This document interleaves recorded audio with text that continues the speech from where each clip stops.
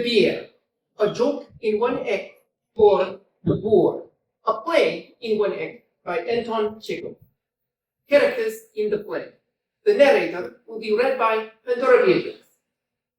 Mrs. Yelena Ivanovna Popova, a young widow, will be read by Olga Skvortsova.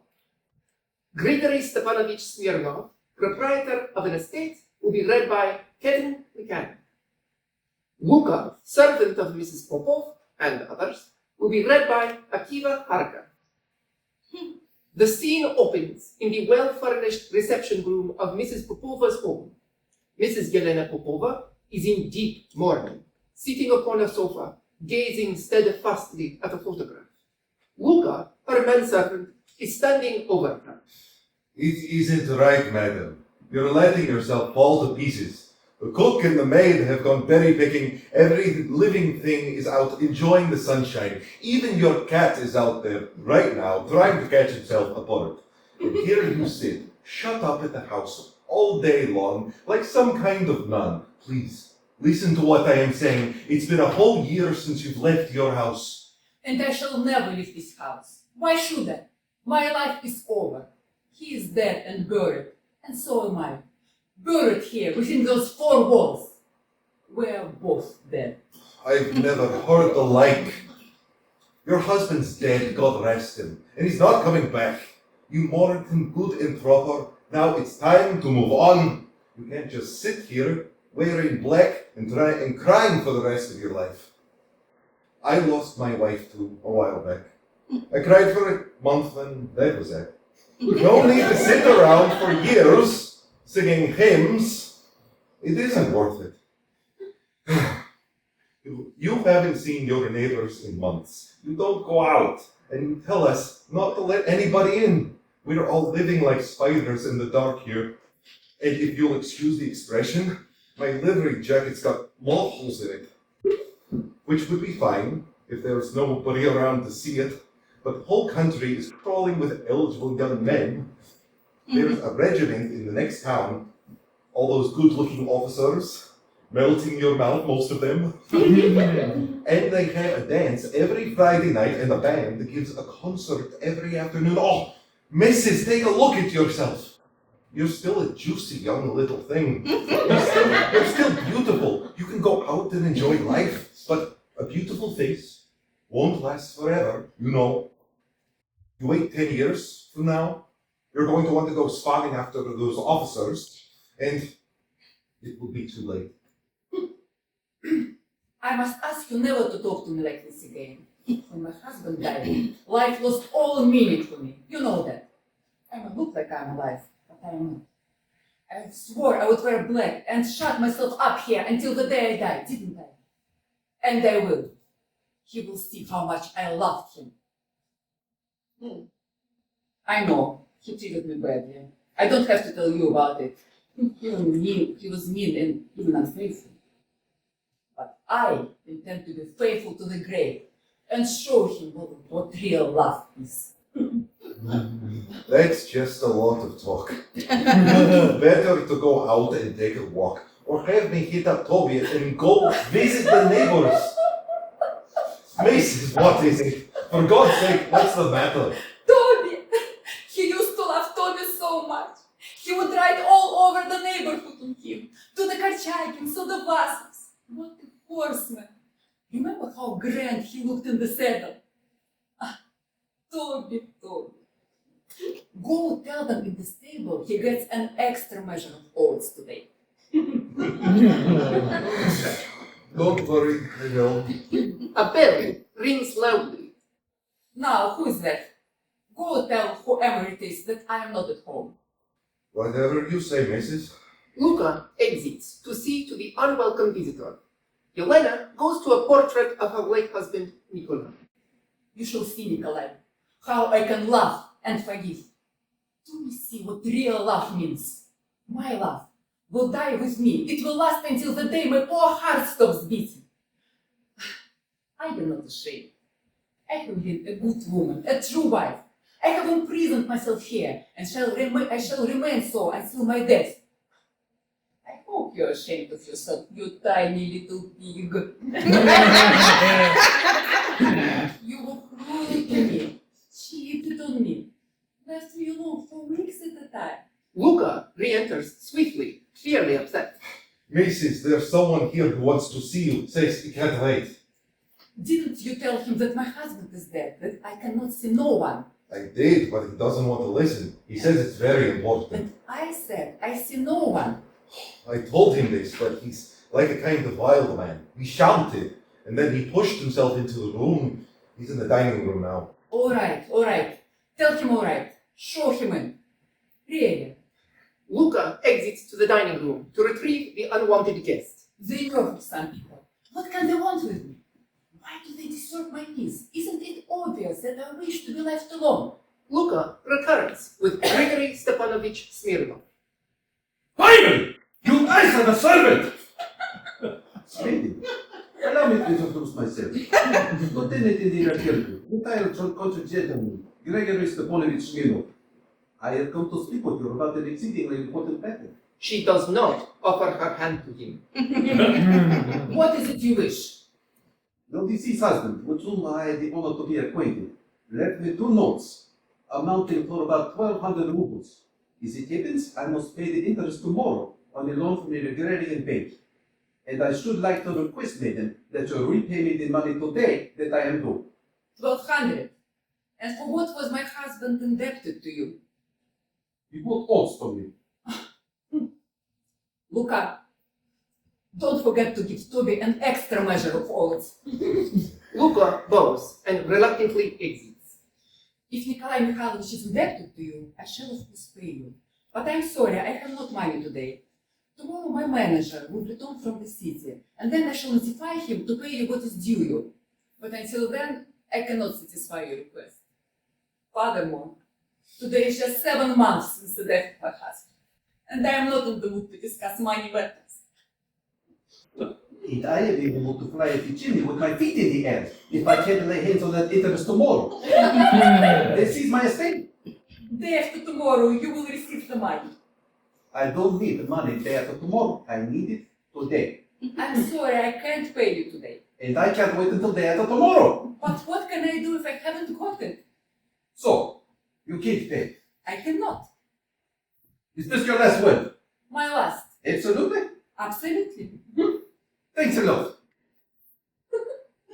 And they expect me to stand for all day. The toll gatherer just now met me in the road and asked why I was always worrying.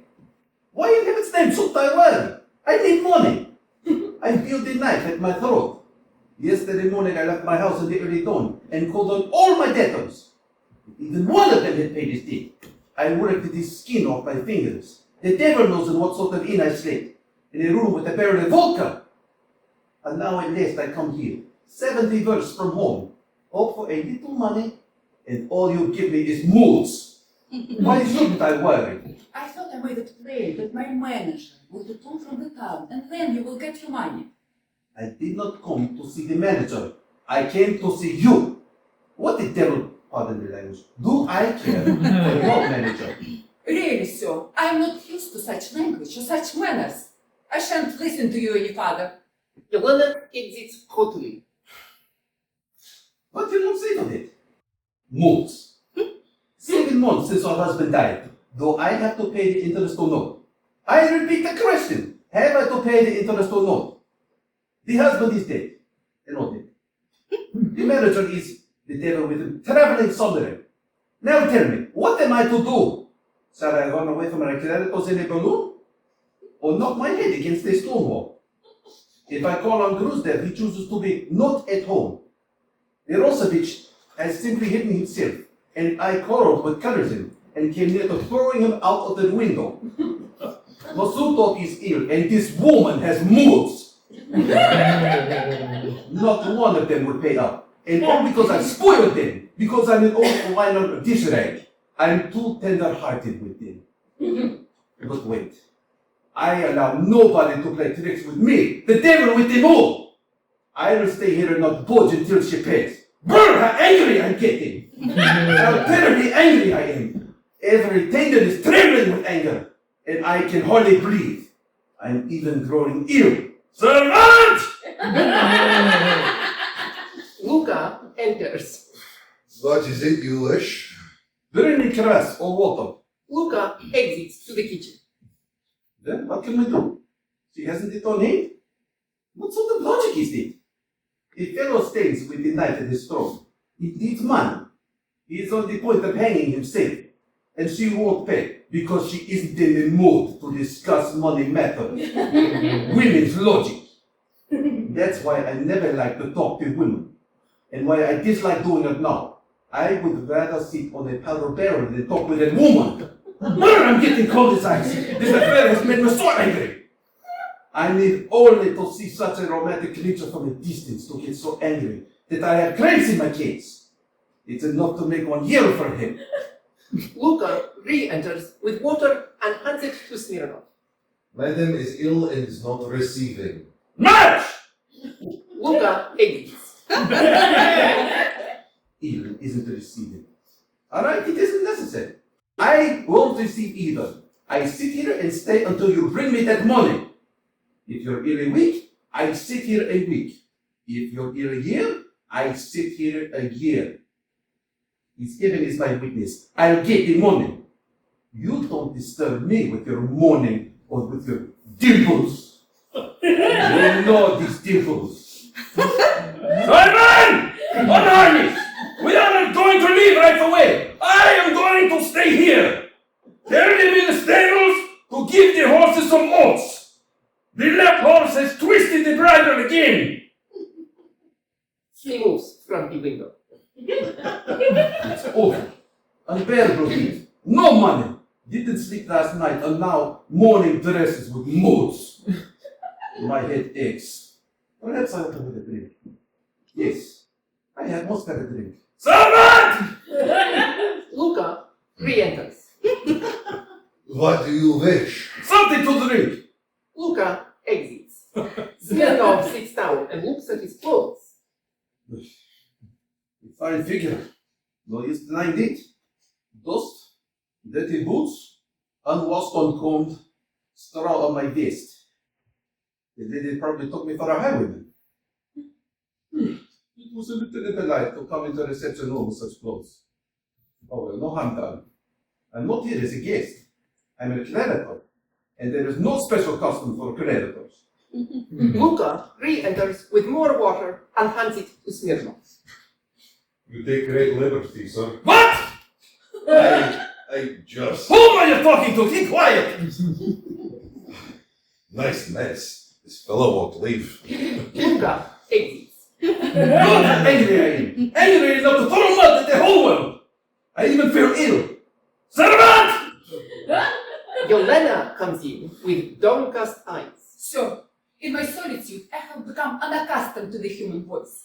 I cannot stand the sound of loud talking. I beg you, please, to stop disturbing my rest. Pay me my money, and I leave. I told you once plainly, in your native tongue, that I haven't the money at hand. Wait until the day after tomorrow. And I have had the honor of informing you in your native tongue that I need the money not day after tomorrow, but today.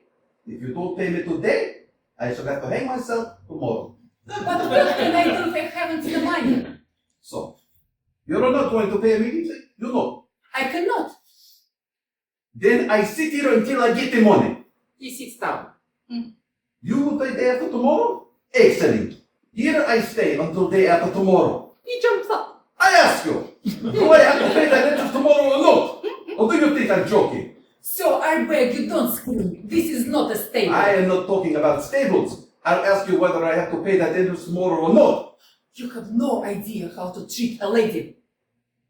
Oh, yes, I have. No, you have not. You are an ill-bred, a vulgar person. Respectable people don't speak so to ladies. How remarkable. How do you want me to speak to you? In French, perhaps? Mesdames et Paris, what beautiful weather we are having today, and yet this morning becomes you. He makes a low bow with mock ceremony. Not at all funny. I think it's vulgar. Not at all funny. I don't understand how to behave in the company of ladies. In the course of my life, I have seen more women than you have seen sparrows. 3 times I fought duels for women. 12 I jilted and 9 jilted men. There was a time when I played the fool, used honey language, bold and straight. I loved, suffered inside to the moon, melted in love's torments. I loved passionately. I loved to madness, loved in ever and king, chattered like a magpie on emancipation. Sacrificed half my fortune in the tender passion, until now the devil knows I've had enough of it. Your obedient servant will let you lead him around by the nose. No more! Enough! Black eyes, patient eyes, coral lips, dimples and cheeks, moonlight whispers, soft modest sights. For all that, madam, I wouldn't pay a kopeck. I am not speaking of present company, but of women in general. From the tiniest to the greatest, they are conceited, hypocritical, chattering, odious, deceitful, from top to toe, vain, petty, cruel, with a maddening logic. In this respect, please excuse my frankness, but 1 sparrow is worth 10 of the aforementioned petticoat philosophers. When one sees one of their romantic creatures before him, he imagines he is looking at some holy being, so wonderful that it is one breath could imagine him like he is dissolving in front of the sea, like 1,000 charms and delights. But if one looks into the soul, he is nothing but a common crocodile. He seizes the armchair and breaks it in two. But the worst of all is that this crocodile imagines it is a masterpiece of creation, and that it has a monopoly on all the tender passions. May the devil hang me upside down if there is anything to love about a woman! When she is in love, all she knows is how to complain and shed tears. If the man suffers and makes sacrifices, she swings her train about and tries to lead him by the nose. And you have the misfortune to be a woman, and naturally you know a woman's nature. Tell me on your honor, have you ever in your life seen a woman who was really true and faithful? Never! Only the old and deformed are true and faithful. It is easier to find a cat with horns or a white woodcock than a faithful woman. But allow me to ask, who is true and faithful in love? The man, perhaps. Yes, indeed, the man. The man. How can you make the man true and faithful in love? Well, that is science in you. How can you make such a statement? Man, true and faithful. So long as we have gone this far, I may as well say that of all the men I have known, my husband was the best. I loved him passionately, with all my soul, as only a young, sensible woman may love. I gave him my youth, my happiness, my fortune, my life. I worshipped him like a heathen. And what happened? This best of men betrayed me in every possible way. After his death, I found his desk filled with love letters. While he was alive, he left me alone for months. It is horrible even to think about it. He made love to other women in my very presence. He wasted my money and made fun of my feelings. And despite everything, I trusted him and was true to him. And more than that, he is dead and I am still true to him. I have buried myself here within those 4 walls, and I shall wear this morning to my grave. Morning! What on earth do you take me for? As if I didn't know why you wore this black domino and why you buried yourself within these 4 walls. Such a secret, so romantic. Some night we'll pass the castle, gaze up at the windows and think to himself, here was the mysterious Tamara, for love of her husband has buried herself within 4 walls. Oh, I understand the art. What? What do you mean by saying such things to me? You have buried yourself alive, but meanwhile you have not forgotten to powder your nose. How dare you speak so? Don't scream at me, please. I am not the manager. Allow me to call such things by their right names. I am not a woman, and I am accustomed to speak out what I think. So please, don't scream. I'm not screaming! It is you who are screaming! Please leave me. I beg you. Pay me my money and I leave. I won't give you the money. You won't. You won't give me my money. I don't care what you do. You won't get a copy. Leave. Yes, I haven't had the pleasure of being either your husband or your fiancé. Please don't make a scene. I can't stand it. He sits down. You're going to sit down. I already have. Kindly leave the house. Give me the money. I don't care to speak with impudent men. Leave. You aren't leaving. No. No. No. Very well. She rings the bell. Enter Luca. Luca, show the gentleman out. Sir, why don't you leave when you're ordered? What do you want? He Who do you think you're talking to? I'll grind you with a powder. Good Lord. He drops into a chair. Oh, I am ill. I can't breathe.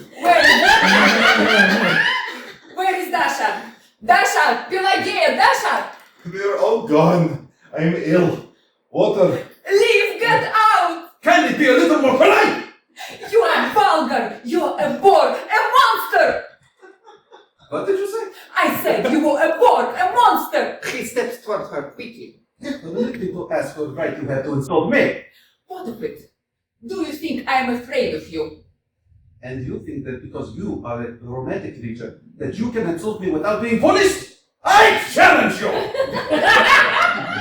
Merciful heaven. Water. We'll have it too! Do you think because you have big fists and a steer's neck that I am afraid? I allow no one to insult me. And I make no exception because you're a woman, one of the weaker sex. Bore! Bore! It is high time to do away with the old superstition that it is only the man who must supposed to give satisfaction. If there is equity at all, let there be equity in all things. There's a limit! You wish to fight a duel? Very well. Immediately. Immediately. My husband had pistols. I will bring them. What a pleasure it will be to put a bullet in your impudent head. And they will take you. Yelena goes out of the room in a flash. I'll shoot her down. I'm not pleasuring no sentimental young puppy. For me, there is no weaker sex. Oh, sir. Have mercy on me, an old man. And go away. You frightened me to death already, and now you want to fight the duel. The duel. That's equity. Emancipation. That way the sexes are made equal. I'll shoot her down as a matter of principle. What can one say to such a woman? The devil take her, put the bullet in the head. What can one say to that? She was angry. Her eyes blazed. She accepted the challenge. On my honor, it's the first time in my life that I ever saw such a woman. Oh, sir, go away. Go away. That is a woman. I can understand her. A real woman. No skilly shouting, but fire! Powder and noise. It would be a pity to shoot a woman like that. Sir, go away. Yelena re-enters. Here are the pistols. But before we have our duel, please show me how to shoot. I have never had a pistol in my hand before. God, be merciful and have pity on us. I'll go and get the gardener and the coachman. Why has this horror come upon us? Luca exits hurriedly. You see, there are different kinds. There are special dueling pistols with cap and bow. But these are revolvers. Smith & Wesson with ejectors. Fine pistols. Here like that, cost at least 90 rubles. This is the way to hold a revolver. Those eyes. Those eyes. Like this? Smirnov. Smirnov moves behind Yelena and guides her hand on the pistol's handle and trigger. Yes, that way. Then you put the handle back. So then you aim. Put your head back a little. Just stretch your arm out, please. So, then press your finger on the thing like that, and that is all. The cheap thing is this. Don't get excited. Don't hurry your aim, and take care that your hand doesn't tremble. It isn't well to shoot inside. Let's go into the garden. I'll tell you now, I'm going to shoot in the air. What? Why? Because that's my business, it's not of your concern. You are afraid. Yes. No, my dear sir, no flinching. Please follow me. I won't rest until I made a hole in this hand I hate so much. Are you afraid? Yes, I'm afraid. You're lying. Why wouldn't you fight? Because I like you. You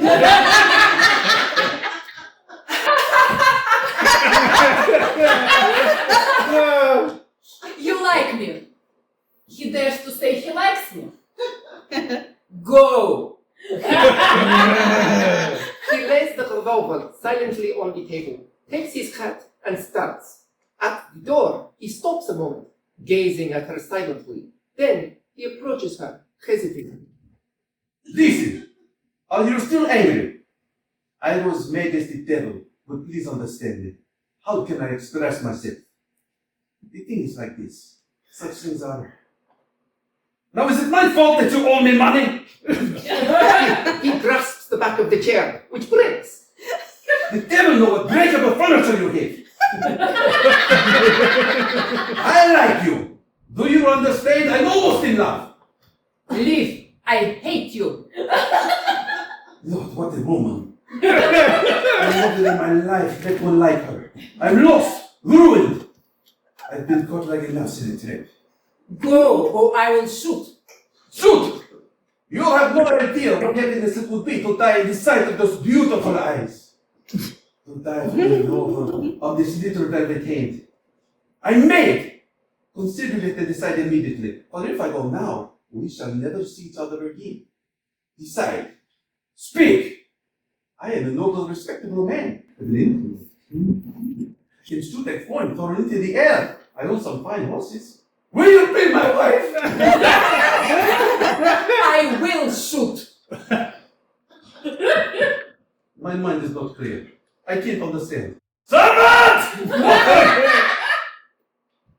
I have fallen in love like a young man. He takes her hand and she cries with pain. I love you! She kneels. I love you as I have never loved before. 12 women I jilted. 9 jilted me. But not one of them have I loved as I love you. I am conquered, lost. I lie at your feet like a fool and beg for your hand. Shame and disgrace! For 5 years I haven't been in love. I thank the Lord for it. And now I am caught like a carriage tongue in another carriage. I beg for your hand. Yes or no? Will you? Good.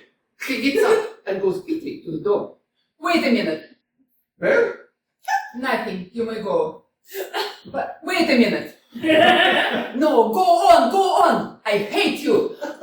No, don't go. If you knew how angry I was, how angry. She throws the revolver onto the chair. My head is falling from this thing. What are you staying here for? Get out. Farewell! Yes, go. Why are you going? Wait, no. Go. How angry I am, how angry. Don't come near to me. Don't come near. Don't come no near. He approaches her. How angry I am with myself. Fall in love like a schoolboy. Throw myself on my knees. I've got a chill! I love you! This is fine. All I needed was to fall in love. Tomorrow I have to pay my interest. The hay harvest has begun. And then you appear. He takes her in his arms. I can never forgive myself. Go away. Take your hands off me. I hate you. This is Yelena starts to push him away, but suddenly she stops. She then pulls him into a long, hard kiss.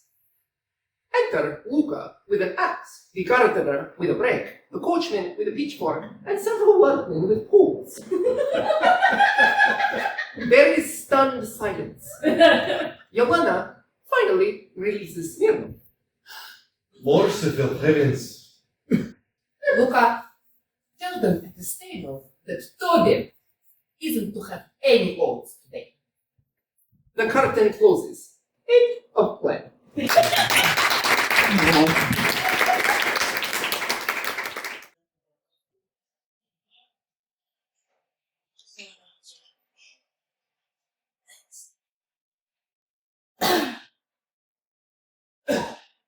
The Proposal, a play in one act by Anton Chekhov. Characters in the play. The narrator will be played by Olga Skvortsov. Stepan Stepanovich Chubukov, a landlord, will be played by Kevin McCann. Natalia Stepanovna, his daughter, will be played by Pandora Beatrix. Ivan Vasilievich Lomov, a neighbor of Chubukov, will be played by Akiva Harkin. The curtain rises on a drawing room in the country house of Stepan Stepanovich Chubukov. Stepan is seated in his chair, nursing a dream. After a moment, Ivan Vasilievich Lomov, his neighbor, enters wearing a dress shirt and white gloves. Chubukov rises to meet him. My dear fellow, whom do I see? Ivan Vasilievich Lomov. I am extremely glad. Now this is a surprise, my darling maid. How are you? How are things? Thank you. I am well. And how may you be getting on? We just get along somehow, my friend. And give your prayers and so on. Sit down, please. Now, my dear fellow, why are you so formal in your kita? Evening dress, clothes, and so on. Can you be going anywhere in particular, my treasure? Lomov sits stiffly in a chair opposite Chubukov, his dress jacket forcing him to sit upright. No, I've come only to see you on Earth, Stepan Stepanovich. Then why are you in your fine evening dress, my precious baby? And if you're paying a New Year's Eve visit?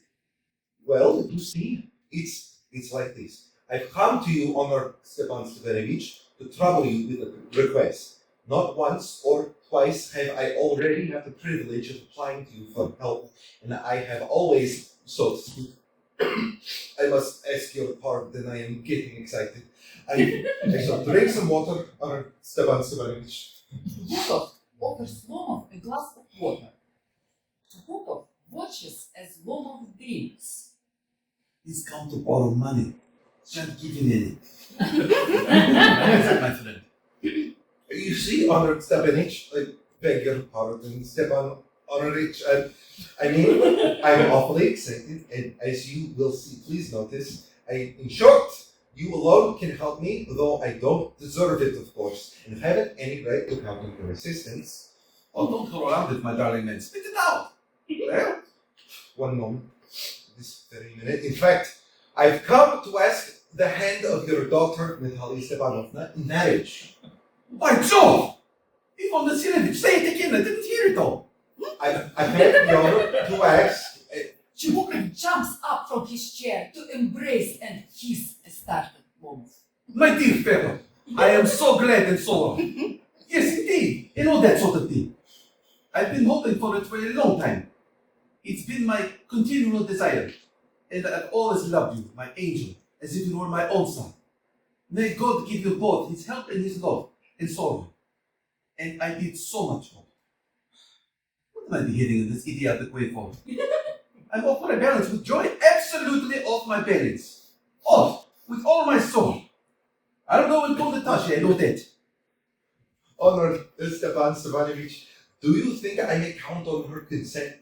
But of course, my darling, and as if she won't consent. She's in love. Egad, she's in love, like a sick cat, and so on.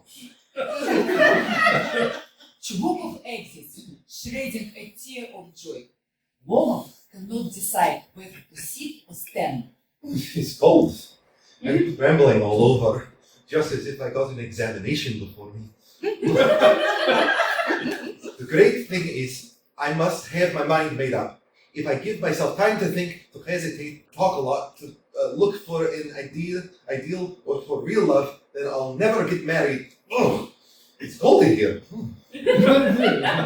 Natalia Stepanovna is an excellent housekeeper. Not bad looking, well educated. What more can I want? But I'm getting a noise in my ears from excitement. Oh. Please, a bit more water. Oh. And it's impossible for me not to marry. In the first place, I'm already 35, critical age, so to speak.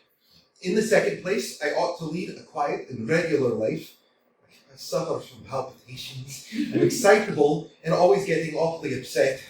At this very moment, my lips are trembling and there's a twitch in my right eyebrow. But the very moment, very worst of all, is the way I sleep.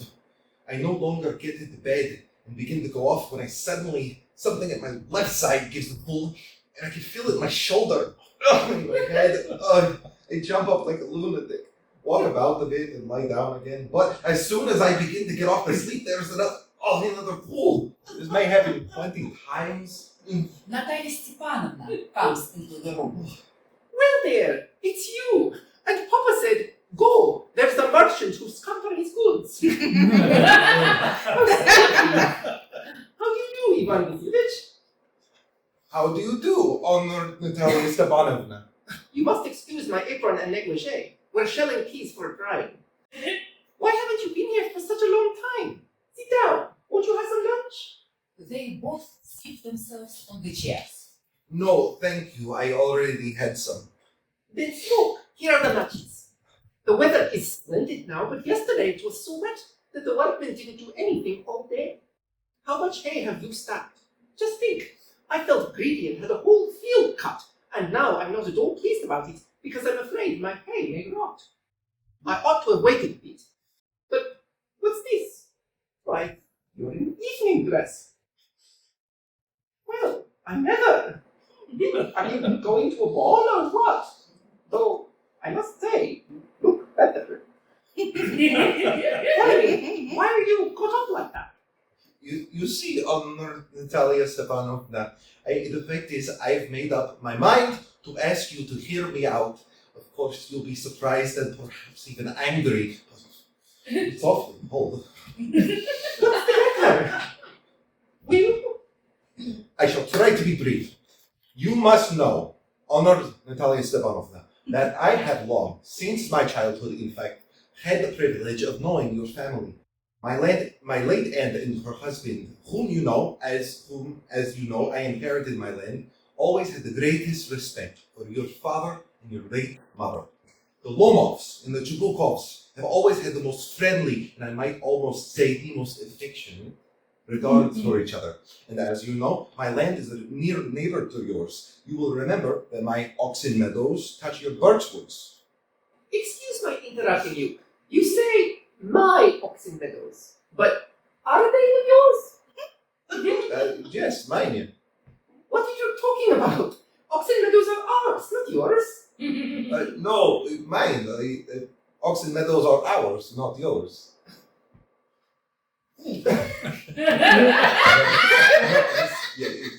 Not mine, Honored Natalia Stepanovna. Well, I never knew that before. How do you make that out? How? I'm speaking of those oxen meadows, which are wedged in between your birchwoods and the burnt marsh. Yes, they're ours. No, you're mistaken, Honored Natalia Stepanovna. They're mine. Just think, Ivan Vasilievich. How long have they been yours? How long? As long as I can remember. Really, you won't get me to believe that. But you can see, from the documents, Honored Natalia Stepanovna, oxen meadows, it's true, were once the subject of dispute, but now everybody knows that they are mine. There's nothing to argue about. You see, my aunt's grandmother gave the free use of those meadows in perpetuity to the peasants of your father's grandfather in return for which they were to make bricks for her. The peasants belonging to your father's grandfather had the free use of meadows for 40 years and had got into the habit of regarding them as their own. When it happens, they... No, it isn't at all like that. Both my grandfather and great-grandfather reckoned that their land extended to Burnt Marsh, which means that Oxen Meadows were ours. I don't see what there is to argue about. It's simply silly. I'll show you the documents, Natalia Stepanovna. No, you're simply joking or making fun of me. What a surprise! We've had the land for nearly 300 years, and then suddenly we're told it isn't ours. Ivan Vasilievich, I can hardly believe my own ears. These meadows aren't worth much to me. They only come to 5 pesetas and are worth perhaps 300 rubles. But I can't stand unfairness. Say what you will, but I can't stand unfairness. Hear me out, I implore you. The peasants of your father's grandfather, as I have already had the honor to explain to you, used to bake bricks for my aunt grandmother. Now, my aunt's grandmother, wishing to make them a pleasant. I can't make head nor tail of all this about aunts and grandfathers and grandmothers. The meadows are ours, and that's all. Mine! Ours! You can go on proving it for 2 days on end. You can go on, put on 15 dress jackets, but I tell you, they're ours, ours, ours! I don't want anything of yours, and I don't want to give up anything of mine. So there. Natalia Ivanovna, I don't want the meadows, but I am acting on principle. If you like, I can make you a present of them. I can make you a present of them myself, because they're mine. Your behavior, Ivan Vasilievich, is strange, to say the least. Up to this, we've always thought of you as a good neighbor, a friend. Last year, we lent you our threshing machine, although on that account, we had to put off our own threshing till November. But you behaved to us as if we were thieves, giving me my own land indeed. No, really, that's not at all neighborly. In my opinion, it's even impudent if you want to know. Then you make out that I am a land grabber. Madam, never in my life have I grabbed anybody else's land, and I shan't allow anybody to accuse me of having done so. Oxen Meadows are mine. Lomov quickly steps to the carafe and gulps down more water. It's not true. They're ours. Mine! It's not true. I'll prove it. I'll send my mowers out to the meadows this very day. What? My mowers will be there this very day. I'll give it to them in the neck. You dare! Oxen Meadows are mine. You understand? Mine. Please don't shout! You can shout yourself hoarse in your own house, but here I must ask you to restrain yourself. If it wasn't, madam, for this awful excruciating palpitation, if my whole inside wasn't upset, I taught you in a different way, Oxen Meadows are mine! Ours! Mine! Ours! Mine! Chubukov rushes in. What's the matter? What are you shouting at? Please tell to this gentleman who owns Oxen Meadows. We or he? My darling me. The medals are ours. But please, Stepan Stepanich, how can they be yours too? Be a reasonable man. My aunt's grandmother gave the meadows for the temporary and free use of your father's peasants. The peasants used the land for 40 years and got as accustomed to it as if it was their own. But it happened that. Excuse me, my precious. Don't forget just this. That the peasants didn't take your grandmother in no debt. Because the medals were in dispute, and so on. And now everybody knows that they're ours. It means that you haven't seen the claim. I'll prove to you that they're mine. You don't prove it, my darling. I shall. Dear one, why hear like that? You don't prove anything just by hearing. I don't want anything of yours. I don't intend to give up what I have. Why should I? And you know, my beloved, that if you propose to go on arguing about it, I will not sooner give up the medals to the peasants than to you. There. I don't understand. How have you the right to give away somebody else's property? You may take it that I know whether I have the right or not, because your men, I am not used to being spoken to in that tone of voice, and so on. I, young men, am twice your age, and I ask you to speak to me without agitating yourself, and all that. No! You think I'm a fool and want to have me on. You call my land yours, and then you want me to talk to you calmly and politely. Good neighbors don't behave like that, Stepan Stepanich. You're not a neighbor, you are a grabber. What did you say? Papa, send the mowers out to the meadows at once. What did you say, son? Oxen Meadows are ours, and I shan't give them up, shan't give them up, shan't give them up! You'll see. I'll have the matter taken to court, and then I'll show you. To court. You can take it to court and all that. You can. I know you. You're just on the lookout for a chance to go to court and all that. You pettifogger. All your people were like that. All of them. Never mind about my people. The Lomovs have all been honorable people, and not one of them have ever been tried for embezzlement. Not like your grandfather. You Lomovs have had lunacy in your family. All of you. All! Your grandfather was a drunkard. And your younger aunt, Natalie Nastasia Mahanova, ran away with an architect. And so on. And your mother was humpbacked. It's pulling in my side, my head. Help! Water! Your father was a guzzling gambler! And there haven't been many backbiters to equal your aunt. Left foot's gone to sleep. You're an intriguer. Oh, my heart. It's an open secret that before the last election, you bribed. I can see stars. Where's my pet? It's low, it's dishonest, it's mean. And you're just a malicious double-faced intriguer! Yes! Where's my pet? My heart? Which way? Oh, where's the door? Oh, I think I'm dying. My foot's gone numb. Lomov moves to the door to leave.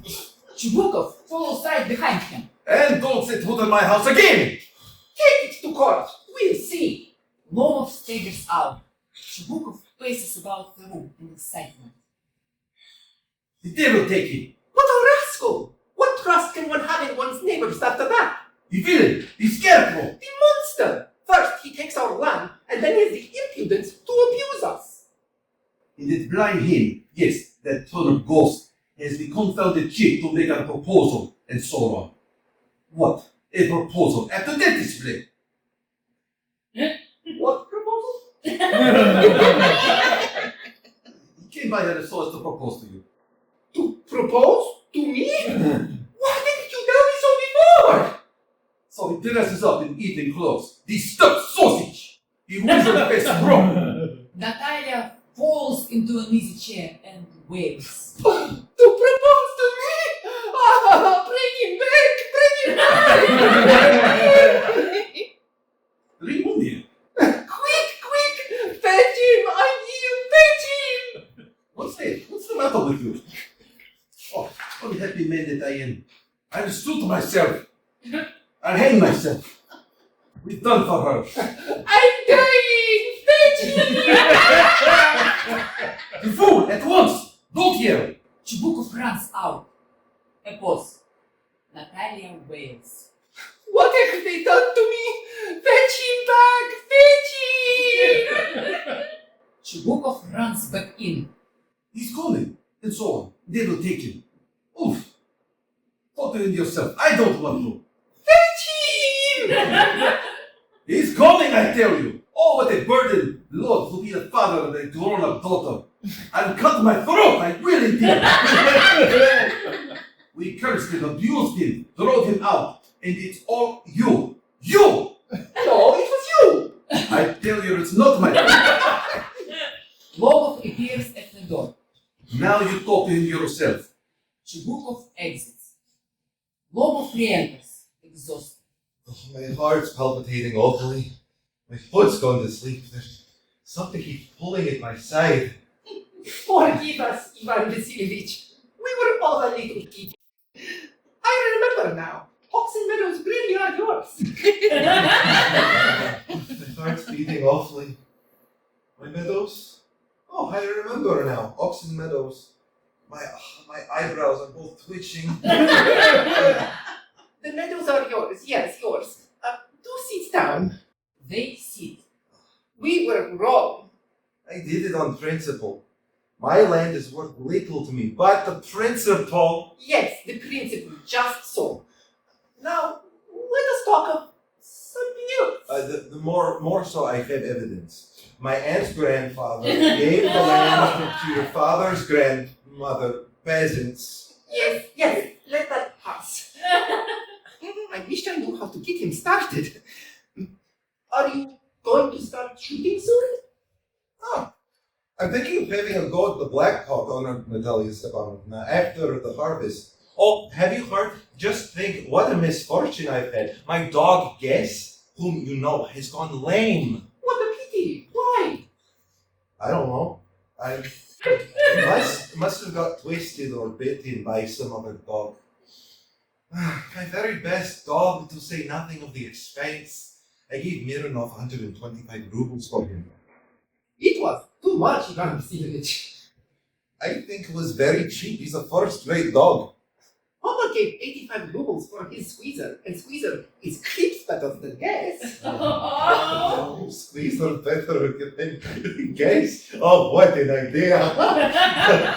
Squeezer better than Guess. Of course he's better. Of course, Squeezer is young, he may develop a bit, but on points and on pedigree, he's better than anything that even Bolshevitsky has got. Excuse me. Natalia Stepanovna. But you forget that he is overshot, and an overshot always means the dog is a bad hunter. Overshot, is he? The first time I hear it, I assure you that his lower jaw is shorter than the upper. have you measured? Yes, yes, he's already following, of course, but if you want him to get hold of anything, In the first place, our Squeezer is a thoroughbred animal, the son of harness and chisels. Well, there's no getting at the pedigree of your dog at all. He's old and as ugly as a worn-out cab horse. he is old, but I wouldn't take 5 squeezers for him. Why? How can you? Guess is a dog. As for Squeezer, well, it's too funny to argue. Anybody you like has a dog as good as Squeezer. You may find him under every bush almost. 25 rubles would be handsome price to pay for him. There's some demon of contradiction in you today, Ivan Vasilievich. First, you pretend that the meadows are yours. Now, the Guess is better than Squeezer. I don't like people who don't say what they mean, because you know perfectly well that Squeezer is 100 times better than your silly Guess. Why do you want to say it isn't? I see, Natalia Stepanovna, that you consider me either blind or a fool. You must realize that Squeezer is overshot. It's not true. He is. It's not true. One shot, madam. Why not? It's awful. It's time your Guess was shot, and you compare him with Squeezer. Excuse me, I cannot continue this discussion. My heart is palpitating. I've noticed that those hunters argue most who know least. Madam, please be quiet. My heart is going to pieces. Oh, shut up. I shut up until you acknowledge that Squeezer is 100 times better than your Guess. 100 times worse. Behind to your Squeezer, his head, eyes, shoulders. There's no need to hang your silly Guess. He's half dead already. Shut up, my heart's bursting. Shut up. Re-enters Chibukov. What's the matter now? Papa, tell us truly, which is the better dog, our Squeezer or his Guess? Stepan Stepanovich, I implore you to tell me just this one thing. Is your Squeezer overshot or not? Yes or no? Suppose he is. What does it matter? Well, he's the best dog in the district for all that, and so on. But isn't my Guess better? Really now? Don't excite yourself, my precious one. Allow me. Your Guess certainly has his good points. He's purebred, firm on his feet, has well-spawned ribs and all that. But my dear man, if you want to know the truth, your dog has 2 defects. He's old and he's short in the motor. Excuse me, my heart. Let us face the facts. You will remember that on the Marozinski hunt, my Guess ran neck and neck with the Count's dog while your Squeezer was left a whole verse behind. He got left behind because the Count's Wilbur in hit him with his whip. And with good reason. The dog was running after a fox. The dogs are running after a fox when Squeezer goes and starts burying a sheep. It's not true. My dear fellow, I am very liable to lose my temper and so on. Just because of that. Let's stop arguing. Eh? You started because everybody is always jealous of everybody else's dogs. Yes, we're all like that. You too, sir, aren't blameless. You no sooner notice that some dog is better than your Guess Then you begin with this and that, and all the other, and all that. I remember everything. I remember too. I remember too. What do you remember? My heart. My foot goes to sleep. I can't. My heart! What sort of a hunter are you? You ought to go and lie on the kitchen oven and catch black beetles, not go after foxes. My heart! Yes, really. What sort of hunter are you anyway? You ought to sit at home with your plantations and not go tracking animals. You could go hunting, but you only go to argue with people and interfere with their dogs and so on. Let's change this subject, in case I lose my temper. You're not a hunter at all anyway. And you're a hunter. You only go hunting to get in with a count and to intrigue. My heart. You're an intriguer. What? I am an intriguer. Shut up! Intriguer. Boy! Oh! Old rat. Jesuit. Shut up or I'll shoot you like it's hot, you fool. Everybody knows that. My heart. Your late wife used to beat you. My feet. My temples. Sparks. I fall. And you're under the slipper of your housekeeper. There. My heart burst. My shoulders come off. Where is my shoulder? I die. A doctor. He faints. Boy! Milkstone! Fool! I'm sick. Sick. What sort of a hunter are you? You can't even sit on a horse. Papa, what's the matter with him? Papa! Look, Papa! Ivan Vasilievich! He's dead! I'm sick. I can't breathe. Air. He's dead! She pulls on Lomov's sleeve. Ivan Vasilievich! Ivan Vasilievich! What have you done to me? He's dead! She falls into an armchair. A doctor! A doctor! Oh, what is it? What's the matter? He's dead! Dead! Who's dead?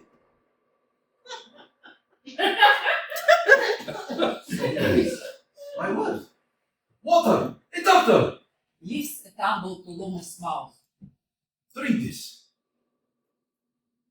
He doesn't drink. It means he's dead. I'm the most unhappy of men. Why don't I put a bullet into my brain? Why haven't I cut off my throat yet? What am I waiting for? Give me a knife! Give me a pistol! He seems to be coming around. Drink some water. That's right. Lomov stirs a bit and drinks some water. I see stars. Mist. Where am I? Hurry up and get married. And, well, to the devil with you. She's willing. He puts Lomov's hand into his daughter's. She's willing. And all that. I give you my blessing and so on. Only, leave me in peace.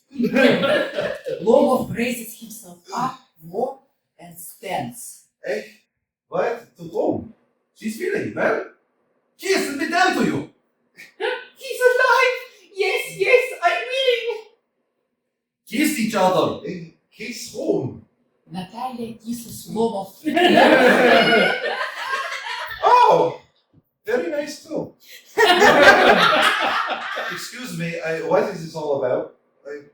Oh, now I understand. Ugh, my heart. Oh, stars. I'm happy, Natalia Stepanovna. Lomov kisses her hand. Oh, my foot's going to sleep. I'm happy too. What a weight off my shoulders. But still, you will admit now that Guess is worse than Sweden. Better. Worse! You know, that's a way to start off your family, please. Have some champagne. He's better. Worse! Champagne, champagne. The curtain closes. End of play.